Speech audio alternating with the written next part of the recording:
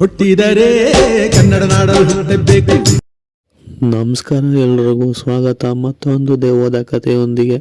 ಎಲ್ಲರೂ ಚೆನ್ನಾಗಿದ್ದೀರಾ ಅಂತ ಅಂದ್ಕೊಂಡಿದ್ದೀನಿ. ಕಥೆನ ಪೂರ್ತಿಯಾಗಿ ಕೇಳಿ, ಆಮೇಲೆ ವಿಡಿಯೋಗೆ ಲೈಕು ಕಮೆಂಟು ಶೇರ್ ಮಾಡಿ, ಹಾಗೆ ಚಾನಲ್ಗೆ ಕೂಡ ಸಬ್ಸ್ಕ್ರೈಬ್ ಮಾಡ್ಕೊಳ್ಳಿ. ಈ ಒಂದು ಕಥೆ ಆಗಿರೋದು ಬಂದ್ಬಿಟ್ಟು ಶಿಕಾರಿಪುರದ ಸುರಗಿಹಳ್ಳಿ, ಈ ಒಂದು ಊರಲ್ಲಿ ಆಗಿರುವಂತಹ ಒಂದು ಘಟನೆ. ಸೊ ಈ ಕಥೆನ ನನಗೆ ಕೊಟ್ಟಿರೋದು ಬಂದ್ಬಿಟ್ಟು ಪ್ರಸನ್ನ ಎಂಬುವರು. ಸೊ ಇವರು ಮೂಲತಃ ಶಿಕಾರಿಪುರದವರೇ. ಇವರ ಜೊತೆ ಆದಂತಹ ಒಂದು ಸತ್ಯ ಘಟನೆನ ನಮಗೆ ತಿಳಿಸ್ಕೊಟ್ಟಿರೋವಂಥದ್ದು. ಆ ಒಂದು ಕಥೆನ ಅವ್ರು ನಮಗೆ ಯಾವ ಥರ ಕೊಟ್ಟಿದ್ದಾರೋ ನಾನು ಕೂಡ ನಿಮಗೆ ಅದೇ ರೀತಿ ಹೇಳ್ತಾ ಹೋಗ್ತೀನಿ. ಕಥೆನ ಪೂರ್ತಿಯಾಗಿ ಕೇಳಿ. ಸೊ ಇವರು ಹೇಳಿರೋ ಪ್ರಕಾರ ಈ ಒಂದು ಘಟನೆ ಆ್ಯಕ್ಚುಲಿ ಆಗಿರೋದು ಬಂದ್ಬಿಟ್ಟು ಸುರಗಿಹಳ್ಳಿ. ಇದು ಮೂಲತಃ ಶಿಕಾರಿಪುರದ ಹತ್ರ ಬರುತ್ತೆ. ಶಿವಮೊಗ್ಗ ಸ್ವಲ್ಪ ದೂರನೇ ಇರುವಂತಹ ಒಂದು ಊರು ಶಿಕಾರಿಪುರ.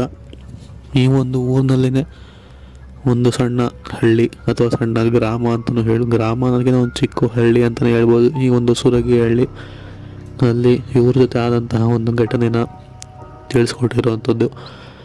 ಇವರು ಮೂಲತಃ ಶಿಕಾರಿಪುರದವರಾಗಿದ್ದರಿಂದ ಆ ಒಂದು ಸುರಗಿಹಳ್ಳಿಯಲ್ಲಿ ಇವರ ಹೆಂಡತಿಯ ತಂದೆ ತಾಯಿ ವಾಸವಾಗಿರ್ತಾರೆ. ಅಂದರೆ ಇವರು ಮದುವೆ ಆಗಿರೋದು ಬಂದ್ಬಿಟ್ಟು ಆ ಒಂದು ಊರಿನ ಹೆಣ್ಮಗಳನ್ನ. ಆದ ಕಾರಣ ಇವ್ರ ಹೆಂಡತಿ ಪ್ರೆಗ್ನೆಂಟ್ ಆಗಿದ್ದ ಕಾರಣ ಇವರು ತಮ್ಮ ಗಾಡಿಯಲ್ಲಿ ಕೂರಿಸ್ಕೊಂಡು ಹೋಗಿ ಅವರ ತಂದೆ ತಾಯಿ ಮನೆಗೆ ಬಿಟ್ಬಿಟ್ಟು ಇಡೀ ದಿನ ಅಲ್ಲೇ ಟೈಮ್ನ ಕಳೆದುಬಿಟ್ಟು ನಂತರ ಸಂಜೆ ಒಂದು 8ರಿಂದ 8:30 ಸಮಯದಂಗೆ ಆ ಸುರಗಿಹಳ್ಳಿಯಿಂದ ಮೇಯ್ನ್ ಇವರಿದ್ದಂತಹ ಅವರು ಶಿಕಾರಿಪುರದ ಹತ್ರ ಇರುವಂತಹ ಒಂದು ಊರಿಗೆ ಮನೆಗೆ ವಾಪಸ್ ಆಗೋಣ ಅಂತ ಹೇಳಿ ಅವ್ರ ಗಾಡಿನ ಎತ್ಕೊಂಡು ಹೊರಡ್ತಾರೆ. ಆ ಸಮಯದಲ್ಲಿ ಅವರ ಹೆಂಡತಿಯ ತಂದೆ ತಾಯಿ ಎಷ್ಟೇ ಬೇಡ ಹೋಗೋದು ಈ ಸಮಯದಲ್ಲಿ ಸರಿ ಇಲ್ಲ, ಬೆಳಗ್ಗೆ ಹೋಗಿವ್ರಂತೆ ಬಿಡಿ, ಬೆಳಕಿದ್ದ ಹಾಗೆ ಕತ್ಲೆಯಲ್ಲಿ ಹೋಗೋದು ಅಷ್ಟೊಂದು ಸೂಕ್ತ ಅಲ್ಲ ಅಂತ ಹೇಳ್ತಾರೆ. ಬಟ್ ಇಲ್ಲ, ನಾನು ಹೋಗಲೇಬೇಕು, ಬೆಳಗ್ಗೆ ನನಗೆ ಯಾವುದೋ ಒಂದು ಕೆಲಸ ಇರುತ್ತೆ, ಸೊ ಆದ ಕಾರಣ ನಾನು ಹೋಗಲೇಬೇಕಾದಂತಹ ಪರಿಸ್ಥಿತಿ ಇದೆ ಅಂತ ಹೇಳಿ ಈ ಒಂದು ಪ್ರಸನ್ನ ಎಂಬುವರು ಅಲ್ಲಿಂದ ಅವ್ರ ಗಾಡಿನ ತಗೊಂಡು ಹೊರಡ್ತಾರೆ. ಸೊ ಈ ಒಂದು ಸುರಗಿಹಳ್ಳಿ ಮತ್ತು ಶಿಕಾರಿಪುರದ ಹತ್ರ ಅಷ್ಟೇನು ದೂರ ಇಲ್ಲ, ಇನ್ನು ಸುಮಾರು ಒಂದು ಅರ್ಧ ಗಂಟೆ ಜರ್ನಿ ಇರ್ಬೋದೇನೋ ಅಷ್ಟೇ. ಆರಾಮಾಗಿ ಹೋಗ್ಬೋದು, ಅರ್ಧ ಗಂಟೆ ಜರ್ನಿ ಅಷ್ಟೇ ಅಲ್ವಾ.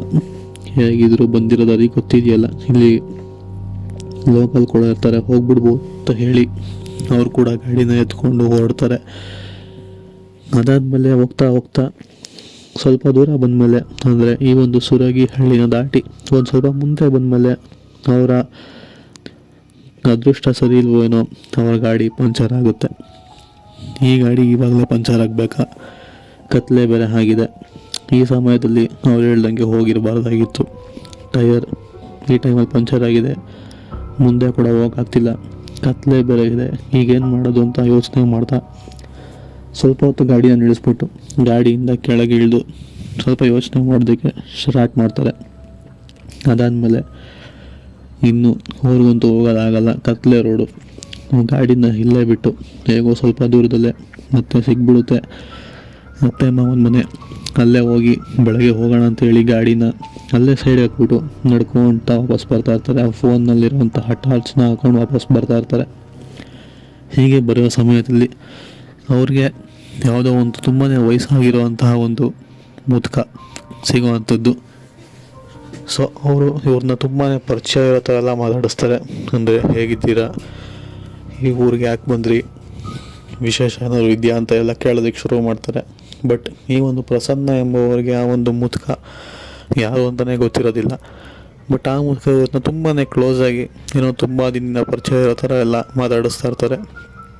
ನಮಗೆ ನೀವು ಯಾರು ಅಂತಲೇ ಗೊತ್ತಾಗಲಿಲ್ಲ ಅಂತ ಪ್ರಸನ್ನ ಅವ್ರು ಕೇಳಿದಾಗ, ನನಗೆ ಚೆನ್ನಾಗೇ ಗೊತ್ತು, ನಿನಗೆ ನನಗೆ ಗೊತ್ತಿಲ್ಲ ಅಂತ ಅಂದರೆ ಅದು ನನ್ನ ತಪ್ಪಲ್ಲ ಅಂತ ಒಂಥರ ವಿಚಿತ್ರವಾಗಿ ಮಾತಾಡ್ಬಿಟ್ಟು ನಂತರ ಅಲ್ಲಿಂದ ಹೊರಡ್ತಾರೆ.